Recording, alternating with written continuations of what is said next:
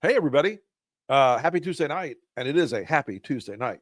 Welcome to Lincoln Square. I'm Rick Wilson, and we are bringing you a little bit of a live jump in here as these results have come in from New Jersey, from Virginia, from Georgia, from local races in Florida flipping blue, to judge retention races in Pennsylvania staying blue, to Mamdani about to announce any minute now the results in New York, where we are expecting that to be a sweeping victory. And a little bit from now, we'll be joined by my friend John Avlon, where we'll be breaking down the races tonight. But folks, if you are a Democrat and you have been having PTSD and you've been worrying about whether or not tonight you were going to get surprised, whether or not tonight things were going to go sideways, fear not. Fear not. We are in good shape tonight. There are a lot of messages tonight in these outcomes in these races. There are a lot of things in these races that have been real signs, I think, and again, we'll talk more about this with John in a couple of minutes, of a shift in the politics of the country. Donald Trump's presidency is failing. In fact, it has failed. And we are seeing the results now playing out. This is a preview for 2026 writ large. Donald Trump is not on the ballot, will not be on the ballot in 2026. And when he's not on the ballot, a big chunk of MAGA stays home. A big chunk of MAGA says, meh, not interested. We've got an early chart coming in for some preliminaries in New York. Let's bring that up if we can. Well, that is some early voting superstar numbers right there. That is insane. You've basically more than tripled the early voting. And I promise you, folks, that early voting is not people coming out and saying, you know what I need in my life is more Cuomo. It ain't. I think you're going to see Mamdani probably get close to breaking a record tonight. I don't think he'll break Giuliani's 1997 58% record, but he's going to get in the ballpark. Maybe Bloomberg did better one of those. Anyway, this is an amazing night across the board. And folks, I'm just going to tell you a lot of what's going on tonight that's made me particularly pleased is there are a lot of MAGA tears in the audience tonight. They are very sad. They are, Laura Ingram earlier, we have to learn how to win without Trump on the ballot. I got bad news for you, girl. He's never going to be on the ballot again. That's over. That world has ended. He may have tried to run in 28, but it's over. This is a moment where all of the failings of Trump in the last 10 months have come home to roost for Republican candidates. It's not just that Winsome Earl Sears was a bad candidate in Virginia. It's not just that Jack Ciattarelli was a bad candidate in Virginia. What you are seeing tonight are patterns in these off-year races that are playing out up and down the ballot. 2 local city council seats in blue and red areas in Florida flipped from red to blue in Florida. In Pennsylvania, John Yass, the big Republican mega donor who is part of TikTok, spent a ton of money to try to burn down the Supreme Court of Pennsylvania, did not succeed. Mickey Sherrill in New Jersey ran a good campaign against a stronger than we thought Republican candidate. There was some doubt about her victory there. I think my friend Molly Jong-Fast, who was going to join us tonight, but we have a technical difficulty. She is not able to. I think Molly Jong-Fast got it right. There were a lot of men doubting that she could win, and it turned out she won just fine. That is there's a technical term in politics. We refer to that as an ass whipping. That is 51% of the votes in. There's no math where Ciattarelli comes back from that. And look, there have been a lot of people that are like, oh, well, it's a change election coming. And it is. We believe that it's to be a change election coming. In New Jersey, you have a Democratic governor. So if it's a change election, there would be an argument that Ciattarelli would have a moment to make a case. Clearly, Trump is a boat anchor around the necks of Republican candidates who is drowning them. Let's go in a second here. Let's bring in John Avlon in just a minute, and we will break down some of the stuff in this race. I think there's a lot to this race and I'm going to wait to talk to John about this in a few minutes. But there is a lot in this race about picking the right candidate in the right state for the right gig. Hold on one second. 11-point margin. Yep. We're going to see Joe Trippi sends in. Remember this morning, we both said we'd take an 11-point margin in New Jersey, thought that might be optimistic. Mickey's headed to a 10 to 12-point win. That is from Joe Trippi, who is a wise man in these matters. Folks, that is a number. That is a number that's much bigger than people thought. There was an argument to be made that New Jersey, outside of Newark, Essex County and Newark, is a very red state. It was red for Trump when you had low propensity voters coming out. What you saw tonight is that those people that in New Jersey, the Trump voters, many of them stayed home. The low propensity stayed home. And the rest of them have gotten the message. He's canceled the Gateway Tunnel, one of the biggest New Jersey construction projects in modern history. He has acted in ways that have actively harmed New Jersey, importer and exporter businesses based in New Jersey. None of this had to happen. In Virginia, we had behind Winsome Earl Sears, the entire Trump team was initially behind her, helping her, including Chris LaCivita, who's now running away from her like a scalded dog tonight, like a chicken shit. But what we are seeing here in the quintessential purple state is a massive, massive swing to the Democrats. Massive numbers rolling in. Winsome Earl Sears, and I will tell you folks, the Lincoln Project, we worked a little differently in Virginia this year than we've done on previous efforts. It wasn't about our advertising. It was about our information and our data. We did a lot under the radar. We're very proud of it, and we'll talk more about that soon. But Spanberger's win came from a big set of structural issues that you combine her very disciplined candidacy with the chaotic nature of Trumpism, the chaotic nature of everything that's been going on with the Doge and the economy and the entire destructive nature of the tariffs. And again, folks, Donald Trump gave you tonight. Yes, Cheryl, Spanberger, Mamdani, excellent candidates. They all came out and they really punched above their weight and their experience. But Donald Trump set the stage for tonight. He set the moment in play. He set this entire thing by failing over and over and over again, by watching Americans suffer in this economy, by canceling Thanksgiving, by canceling SNAP, while he's building a golden whorehouse off what was the East Wing of the White House. Donald Trump handed you this victory tonight. And that's an amazing thing. There are a lot of things in this climate, in this environment, that have set up Democrats for a good year next year too. I don't see a lot of those fundamentals changing between now and next year. Donald Trump is not going to turn around magically tomorrow and abandon tariffs. His ego and his mania won't let him. He's not going to turn around tomorrow and say, oh my God, I made such a mistake with cutting off SNAP benefits for starving people, starving children, because his ego and his mania won't let him. It's also about Democrats picking the right candidates. These people were the right people for this gig.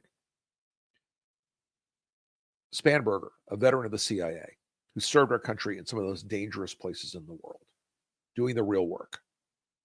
Cheryl, a helicopter pilot for the Navy, doing the real work. These are people who have looked danger and life in the face, and they're ready to lead. The idea that Republicans own that space where the military and patriotic service was their calling card, it's over. It's gone. They're led by a 5-time draft dodger. And all right, we've got hold on. Yep. Tom Keene has won in Orlando. The city of Orlando for city commission. Folks, red seat flipped. Okay, I'm getting a lot of feedback here.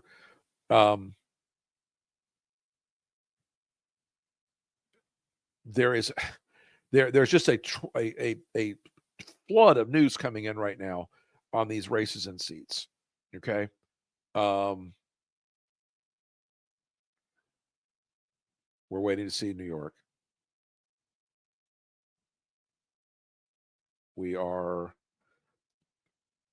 Zoran Mamdani has been declared the winner in the city of New York. Congratulations, Mr. Mayor. I talked about this earlier today. Wow. Okay, that's a 38% of the vote in. I would still hold off. We don't know what counties in New York, what boroughs in New York have checked in yet, but that is a hell of a number. There's no math and no model where Cuomo pulls this out, but Mamdani winning over 50% of the vote in New York does say something about the quality of the campaign he ran. And again, I've talked about this a lot. You don't have to agree with him on everything, but you have to acknowledge he ran a hell of a campaign.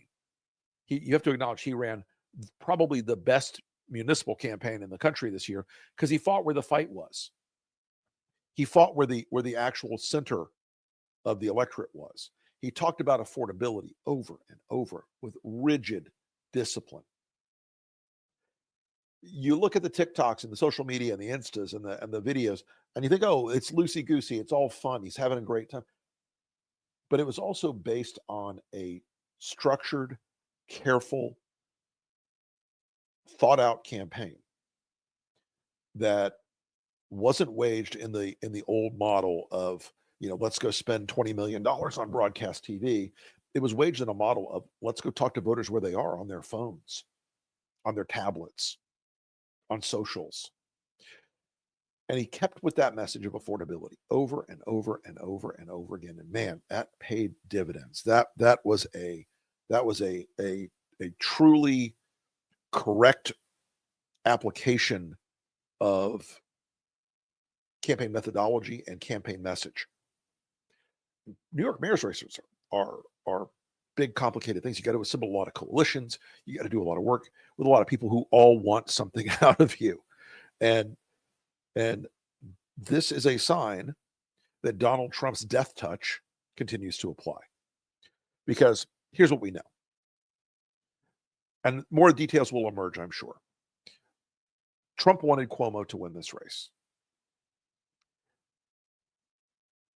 He's not unhappy Mamdani won because Mamdani now becomes a foil. But he wanted Cuomo to win this race. There was nothing he could do to move the numbers. And that's not just because of New York. That's because of the broader inability of Trump now to move the numbers. His endorsements did not help. His attacks did not hurt. What do we got here? Highest turnout since 2001. Yep. And you know why people turned out in 2001, folks? You remember that particular unfortunate moment. Yeah, that subhead. Even on election day, Schumer's mom on Mamdani. Even if you don't like him, what's the fucking alternative, Chuck? Cuomo? Curtis Sliwa? Okay. Yes! J.D. Vance's half-brother has lost the mayoral race. Oh, my God. And that was only up for a second, but apparently J.D. Vance's half-brother, and God knows what J.D. Vance's real name is, that's very sad. I feel it's another blow for J.D. Vance. He's going to have to console himself and let Erica cry him to sleep tonight. Look, ratchet it back out. John's coming up here in a sec. Ratchet it back out to 30,000 feet for a minute. 2026 is being handed to Democrats. Let's bring John in. Hey, my man. Hey, brother, how are you? I'm all right. I'm Hell of all a night. Hell of a night. I mean, Virginia is so decisive, Oh, and I mean, Sandberger is just pitch perfect, right? Pragmatism over partisanship, yep. Commonwealth over chaos. Gotta love it. And we don't have the video of it yet, but we're going to post it tomorrow or later tonight. Her speech tonight after the victory was so spot on, so Yeah. correct. I'm not here as a Republican or a Democrat. I'm here to work as for Virginians. I will work with everybody who is of good faith. This is where I think both Cheryl and Spanberger tonight really showed a lot of Democrats a path in states that are more contested than New York City. Mamdani is a separate question. As you and I, John and I have both been to the rodeo on New York mayor's races a couple of times. Yeah, it's And true, and we'll and we'll get there. But I think you're right to cordon that off yeah, it's in it's terms a of a national message. separate political climate. But I think Cheryl and Spanberger both ran amazing races. They stayed out of the culture war quicksand. They kept it on jobs, economics, education, families. And I mean, I think that is a formula for next year that could be amazingly compelling for American voters all over the country. No question about it. And that's why, for me, I've said the focus of this election should not be on Mamdani. From a national perspective, it should be on Mikey Sherrill and Abigail Yeah. Spanberger. They're both centrist women, members, Yep. former members of Congress, Yep. military veterans, crucially, I think, Yes. because that helps address some of the negative perceptions around Democrats. And they 100%. did reach out and they didn't get dragged into the culture war stuff. And I was concerned that New Jersey, had really trended towards Trump in the last Yeah. election. Um, but I think you can see that, first of all, the Hispanic gains that Trump made in 24 have fallen away. They're gone. Um, and moreover, she's a very compelling candidate. They're both very compelling candidates, and together you see a fairly consistent message. And that was Spanberger's speech that I was just quoting from, where she Yep. said, pragmatism over partisanship, commonwealth over chaos. Exactly right. And I think folks have been so exhausted in this country for so long by the deliberately engineered chaos Yeah. and by the deliberately engineered division that when you have people like that, and I was talking about this a little while ago, even in Florida, we've started to see local candidates in Florida in red areas flipping seats tonight, which blows my mind. Really? And Tell me and where. in Orlando, Huh. Tom Keene Jr. Flipped a seat there tonight, and he ran as a fix the potholes guy, not Hmm. and the Republican was in the race basically like the biggest danger is trans story hour. Right. And Keene's like, well, why don't we rebuild some streets? How about that? And like from the small scale to the big scale in these governor's races, I think that really says so much. I think Americans are hungry for people who will fill the potholes and who will put aside the culture war bullshit on both sides of the equation. Frankly, Democrats, you can be mad at me, but there are a lot of people out there who make it easy for the Republicans to put you in the culture war box. Well, and this is what has held Democrats back. I mean, I deeply believe Democrats need to ditch identity politics. It's very clear. That huge new survey from Welcome Yeah, had been Welcome Peck, yeah, the catalyst. I mean, I think some folks will want to resist that analysis, but it's just there for folks to look at. And Mikey Sherrill and Abigail Spanberger, I think, do together create a really coherent counterexample. But yep, it's the down ballot races I'm interested. That's one of the reasons we'll see what happens in Pennsylvania Supreme yep. Court, but these Well, local the, races. the three main races have all been retained in Pennsylvania. So That's great. John Yass, the TikTok billionaire, spent God knows how much. I think it was like $30 million. I want to check that number, but he spent a tremendous amount of money to try to to remake the Pennsylvania Supreme Court tonight, and got his head handed to him.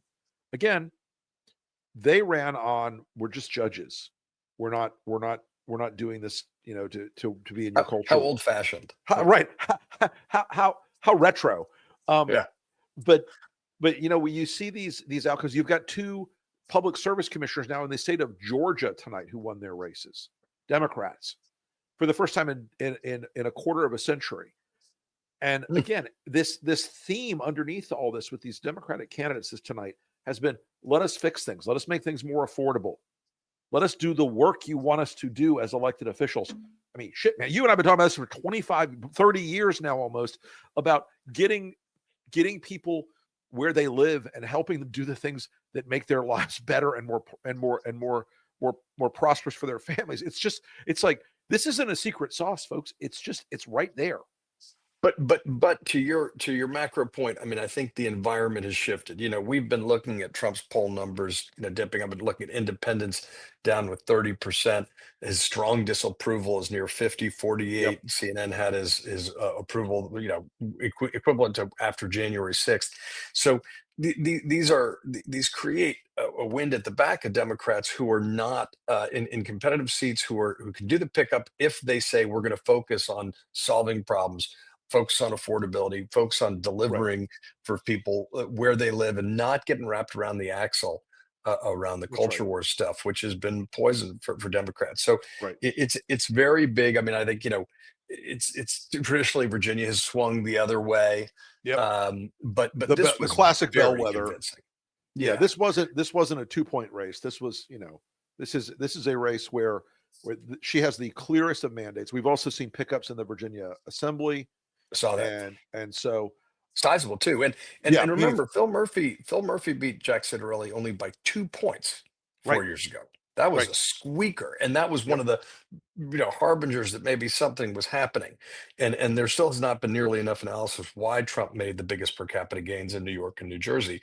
But this shows that a lot of those gains, at least to the extent they came out of the Hispanic community, that's not continuing. So really, Yeah. really convincing win for both of them, and then we can get to the mayor's race. I think you dive into the numbers in Essex County in New Jersey, and that dropout that Trump achieved of younger Hispanic males and younger African American males moving towards him in pretty dramatic fashion, that is not sustained. Their support for Trump has faded out, but they were never, in my theory of the case, generic Republicans or incoming Yep. Republicans. They were only there for Trump because of his particular media status and celebrity status. So Yeah, I it, mean, you got to imagine that the ICE actions, people who thought that we were going to be deporting criminals, and all of a sudden they're taking down American citizens, that right, hasn't had, has had a negative effect, and also just the exhaustion with the constant distractions and the corruption, and the fact that affordability hasn't gotten easier. That's a right. fundamental broken promise, and instead it's just And been in New more Jersey, heat the this Gateway chaos. Tunnel thing was a real nuclear bomb in Chitterelli. He had to defend it for the last 2 weeks of the campaign. And I'm like, well, I guess Russell Vaught's happy, but Yeah, I mean, it is again, it's a big win compared to where it was 4 years ago, and I think it reflects the fact that Trump is failing and flailing more than I think sort of beltway pundits like to face. But this is just evidence at the polling place, and right, but that's why it's the local races that are really intriguing, because we've seen some evidence of that. But this is an undeniable sign. Now, when you get to New York City, and I'm looking, by the way, at yeah, races in Huntington, New York. right. Like I'm very interested in what's happening, obviously on Long Island. Yeah, talk to me But about what you're hearing out there tonight. well, we've seen very strong Democratic turnout. You shouldn't assume that that the ballots from D's and R's always correspond 100% to party loyalty. Right, right. There's around 20% of Republicans who are certainly persuadable. Bush 41 Reagan Republicans who are not Sure. Trumpers, but you've got some Democrats who are conservative and had voted for Trump in the past. But I think the enthusiasm is benefiting Democrats. We don't have the results of some of those hyper local races. Bruce Blakeman is running for reelection. Right. Is in Nassau County, but in New York, it does appear that Mamdani will win. I think the key question is whether he will hit 50%, and I don't think we know that yet. The Um, last I saw, he was just under, but and let's talk for a second about, yes, he ran a technically disciplined and terrific campaign. Got to give him that. I have a Very, lot very of good campaigner. issues. I have a lot of issues on the rest of it, but he's also running I'm with against you. Andrew Cuomo.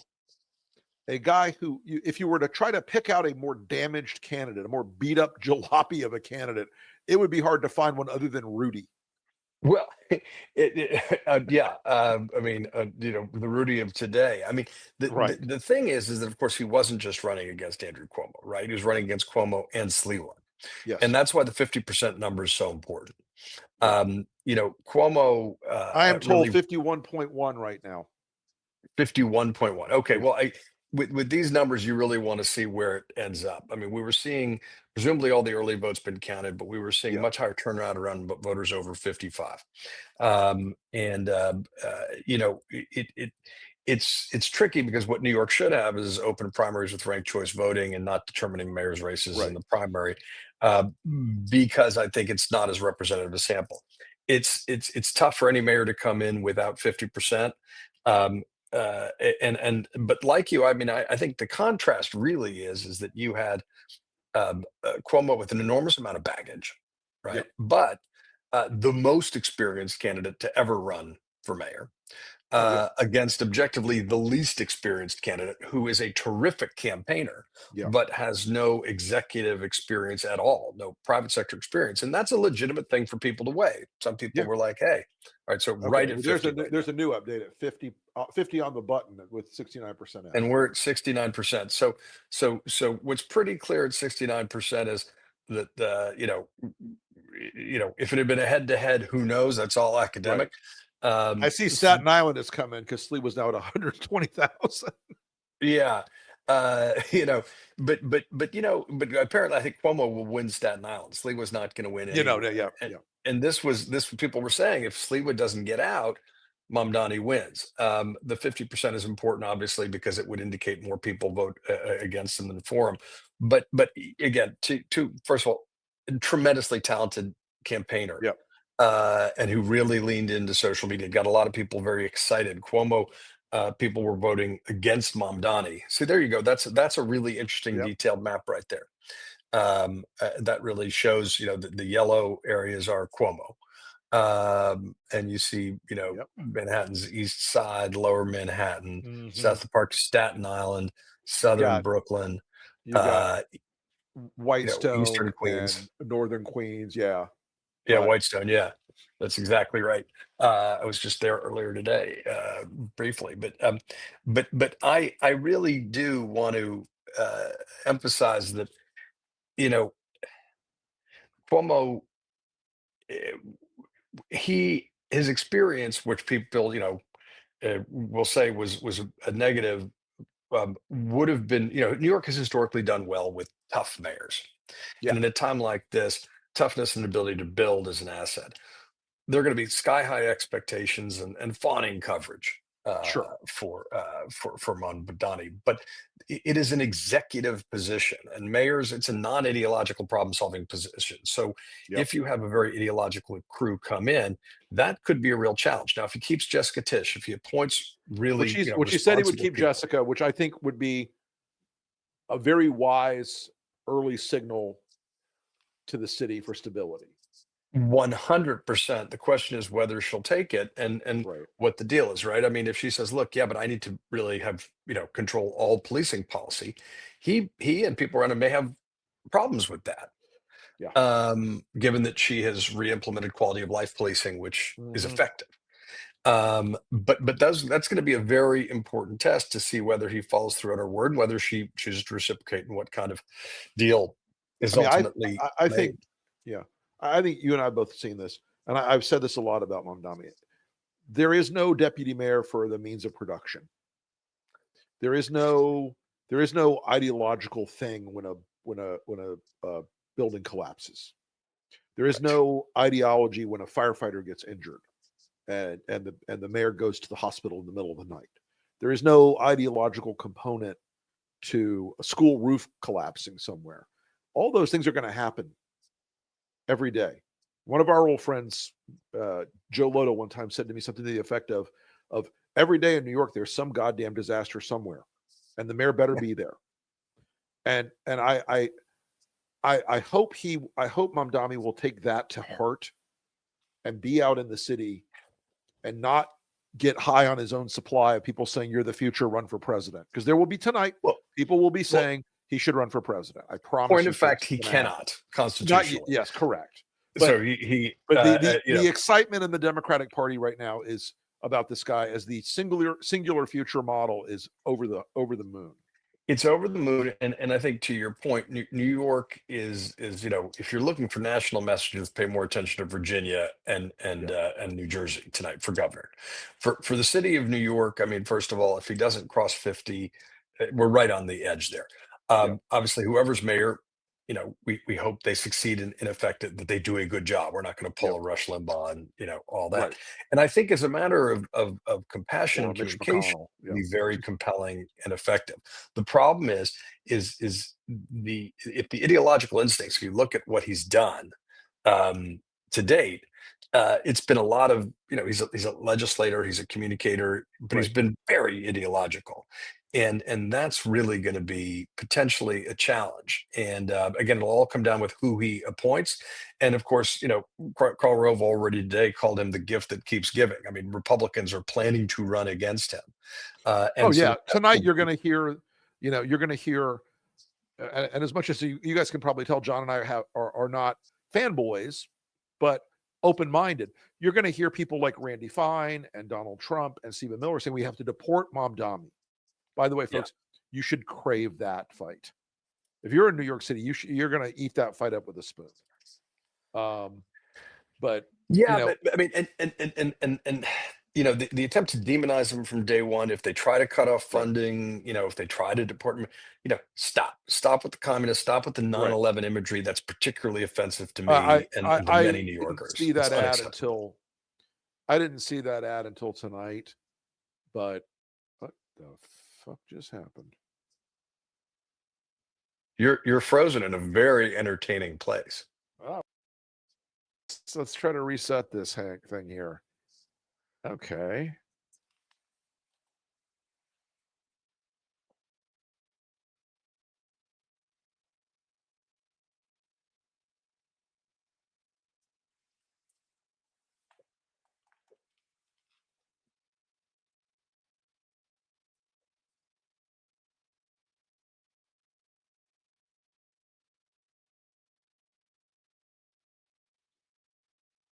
I'm just hanging here waiting for Rick.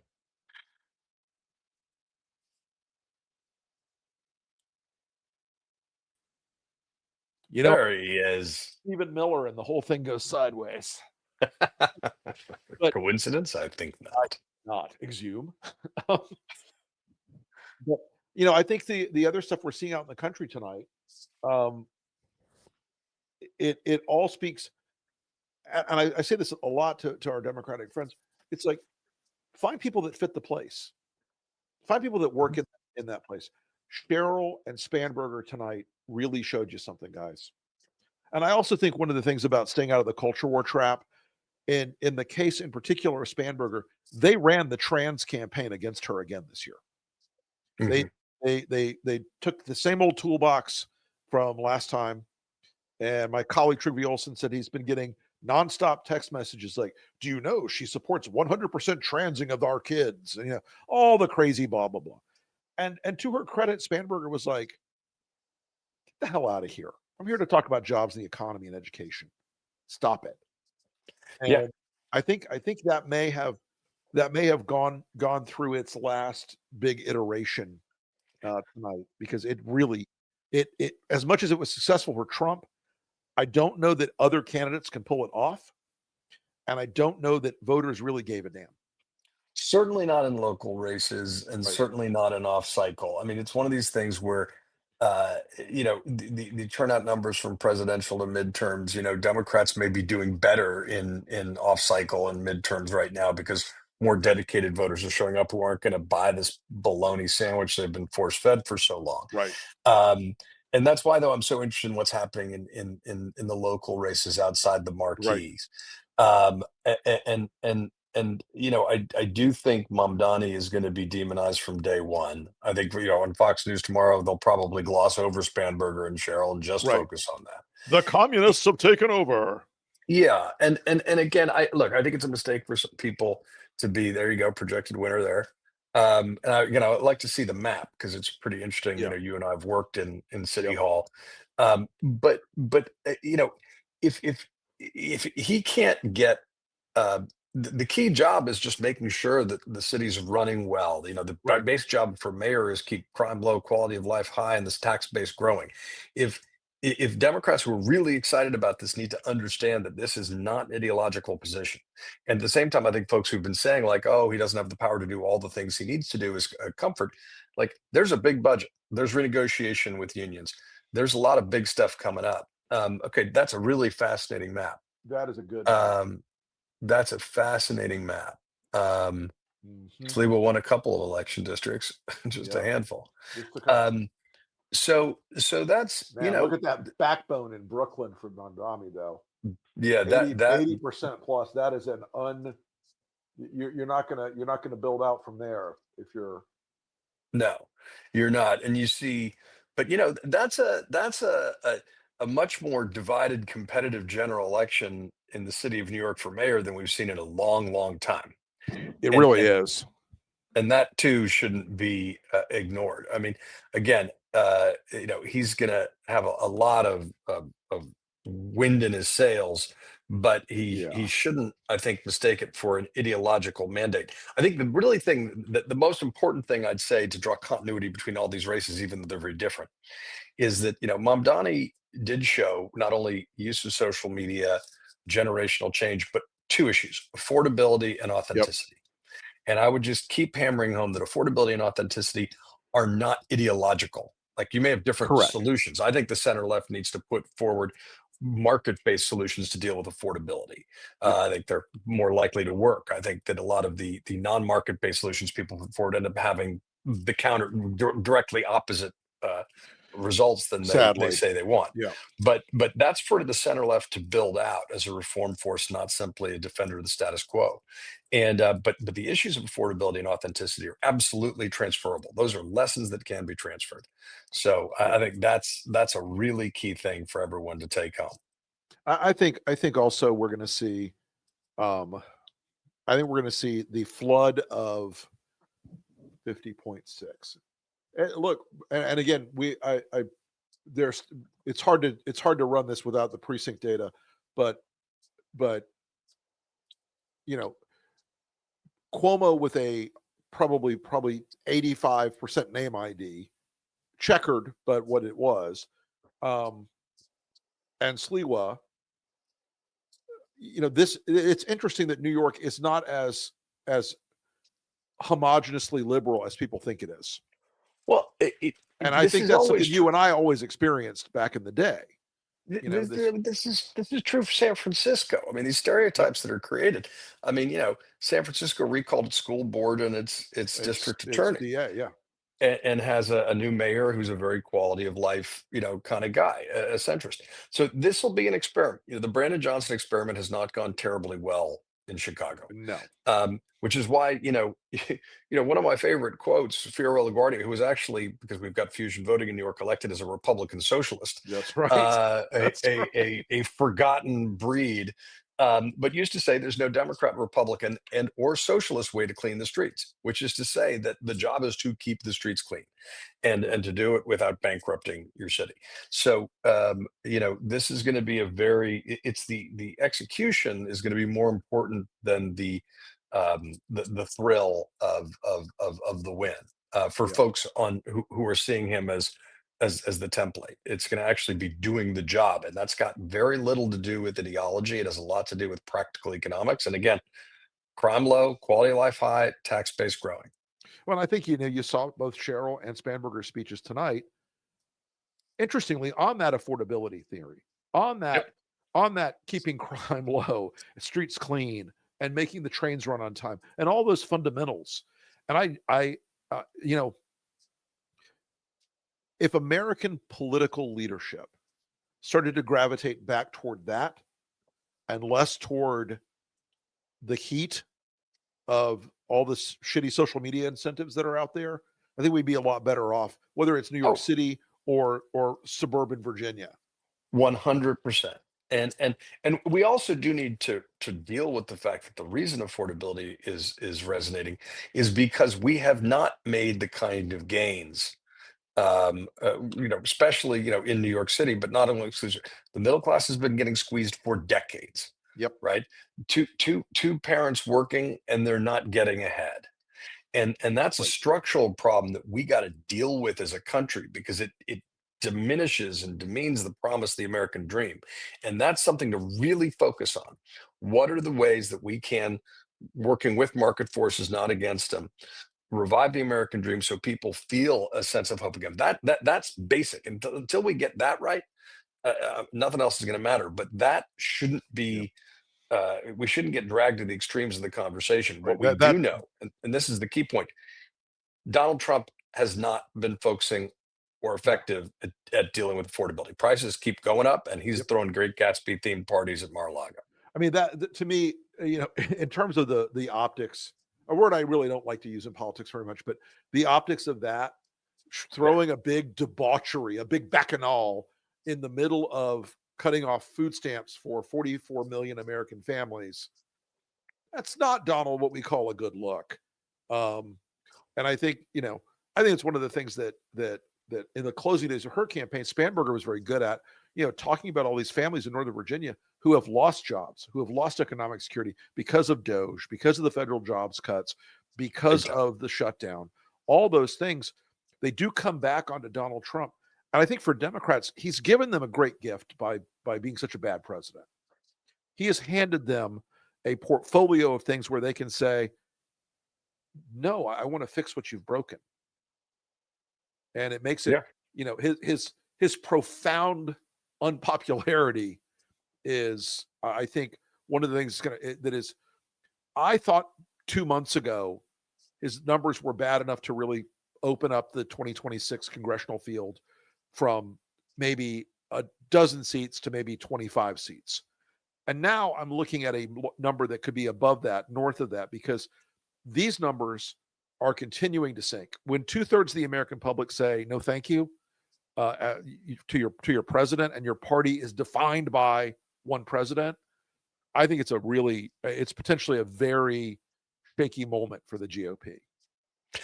yeah, and yet the 30% who strongly approve of him in our polarized system, that's going to always make up a supermajority inside the Republican Party, and so I don't Yep. expect to see any breakouts of courage, No, God. of independence. They have no muscle memory for that, and yet the that's why they're trying to win the election through the rigged system of redistricting. Yep. And the other big race tonight's California. I don't As know you if know, we've got any numbers on that yet, I doubt we do. I but doubt we do. I don't think we're going to have those for. I don't think we No, got any early access that's out of for the that. overnight shift, right? Yeah.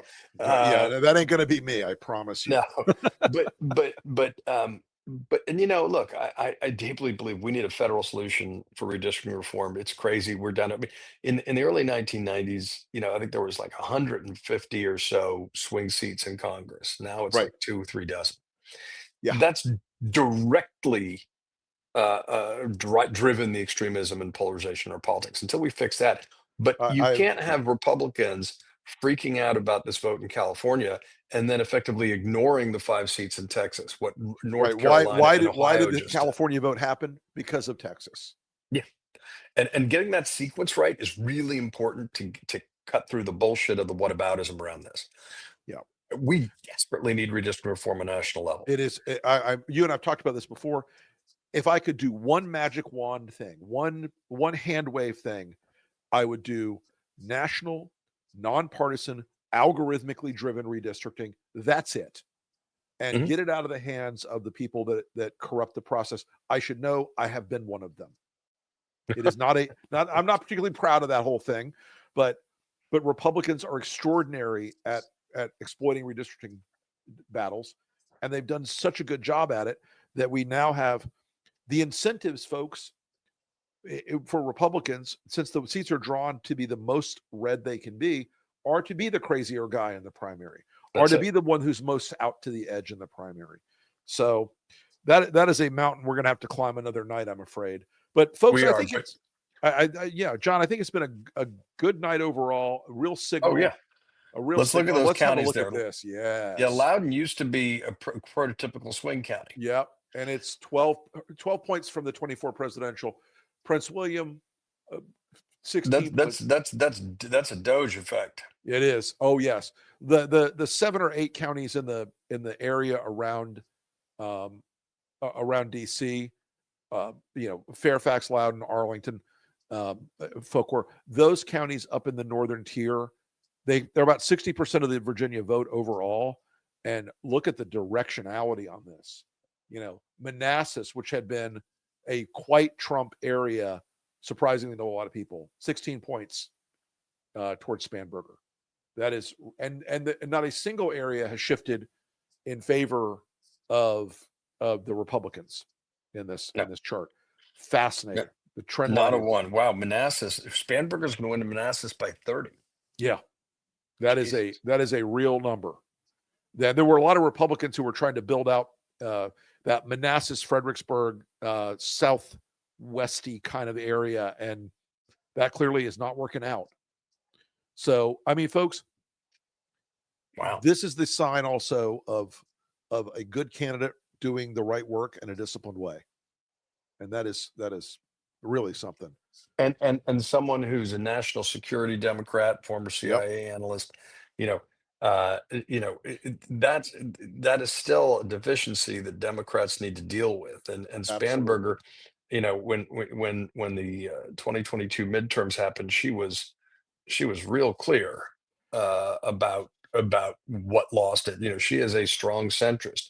Yep. Um, and so I do think that she and Cheryl, that's a very good story together. But you look at that Uh, chart. I mean, she is definitionally picking up a lot of those Barbara Comstock, Northern Virginia Republicans, a lot of those Glenn Youngkin, soft Democrats who flipped over to because he was a business guy. He can't be that bad. I think there's a lot to say. That race is going to be the one I spend most of my time taking apart. I think at the end of yeah, this, because Virginia is such a great bellwether and such a good indicator. And again, we don't have a lot of the stats yet in, but it looks like the Virginia Assembly and the state Senate have had big pickups, big Democratic pickups. We're not in a world where if you're the Republicans tomorrow, you're going to come out and say, "Oh yeah, we had some good upsides in last night's voting." There's just nothing out there so far. Nothing. and I'm just getting word that the Democrats are winning the seats in Huntington, which is a town in Yep. Suffolk, but sort of a bellwether Yeah, swing, for sure. making gains in the Suffolk legislature. So that's a big deal. It is. That's a very big deal. Because folks, whether for all of you who think that New York is this giant liberal bastion, No, you get no, out to Suffolk County and it's Alabama with better food. no, no, no, no. I'm kidding. Let's not go there. That's not fair. But it's some of the most beautiful place in America, I think. But It's got some, you know what? It does have, folks, that area of Long Island would, if you've never been there, take a trip. It is soaked in history, and it's got some of these small towns that look like what you think a small town looks like. it's magic, man. No, Main it's colonial streets history. It's and Washington yeah, history. It'll take your breath Revolutionary away. War monuments But everywhere. to Eat your it up. point, I mean, Trump made the biggest per capita gains. I mean, in New York and New Jersey last cycle, Yep. and a lot of the local races right now are showing the Trump damage, and that the winds are shifting, and that's a very powerful They sure are. sign. That's why look at the local, not just the top. Yep. Look at the inputs, not Yeah. just the outputs. And tonight, folks, I am hard pressed to find a lot of great news for Republicans tonight so far. Maybe we'll find some tomorrow, but I doubt it. Well, the silver lining for them is that they will try to make the race just about Mamdani, Right. The and communists. yeah, and just sort of demonize them from day one. And the key is don't take the bait. Understand this is an executive position, and Yep. the city's got to run. But the big news, I mean, just up and down the ballot, that those Virginia numbers you just walked me through are unbelievable. That is a real sign, folks. Um, well, John, thank you for coming on tonight, brother. I My appreciate you as pleasure, my man. always. Always good to talk to you, especially All right. on a big night. You take It care, is and I'll see it you is a soon. big night. We'll see you soon. All right, folks. thank you so much for joining us tonight on Lincoln Square. We will be back tomorrow with some more talk about what the hell happened tonight. Glad everybody could take a little time tonight. Sorry about our technical hiccups in the very beginning. But I just want to say one more time. This is a night that is a preview, if you make it so. One of the things you saw tonight was Democratic turnout on early voting was crushing it. Democratic voting turnout in early voting is a superpower. Do not abandon that idea. I know the seduction of election day voting. We can drive them out one big day. Early voting puts votes in the bank early. It puts votes in the bank ahead of time. Spanberger did it. Cheryl did it. Mamdani did it. Again, I'm getting a lot of data flowing in here, so I keep checking off screen on messages. Blue pickups in Florida, blue pickups in Georgia. Folks, there's something going on here. It's a good sign. It tells us all that the fight ahead is going to be hard, but it's going to be so worth it. Because you know what? If you're happy tonight that we kicked their asses, think about a year from now. Think about how bloody and brutal it can be a year from now to be watching Fox News a year from now. If we all pitch in, we all get together, we all support our candidates and our organizations that are going to be in this fight, leading the fight. That is a night to work for. And promise you at the Lincoln Project, we will work for it. And I promise you here at Lincoln Square, as part of this new media that's out there, really telling you the truth, giving you the straight information, giving it to you without the corporate filter that has infected everything now. QED, the 60 Minutes interview. We're going to lead that fight. We appreciate you all. You can check me out every Tuesday night on the strategy session, on Thursday nights on the breakdown, on Friday mornings with Andrew Wilson on Behind the Numbers, where we break down the polling of the week. You can also catch me on Mondays with Molly Jung Fast on Fast Politics. My Substack is Against All Enemies. You can follow me there and subscribe if you'd like. You can also check me out. My work is also on Lincoln Square, obviously. And we've got a million other products and Substacks and podcasts coming out of Lincoln Square. We're growing so fast, it's hard to keep track of it all. Check out the Two Joes podcast. Check out Protect and Serve with Maya May and Michael Fanone. Check out the amazing writers that we're able to host at Lincoln Square. It's really an organization that's growing fast. We're very, very proud that all of you have been able to support us. Thanks, everybody. Have a great night. I will be probably tweeting and threading for a little while to dunk on Republican assholes. See you soon.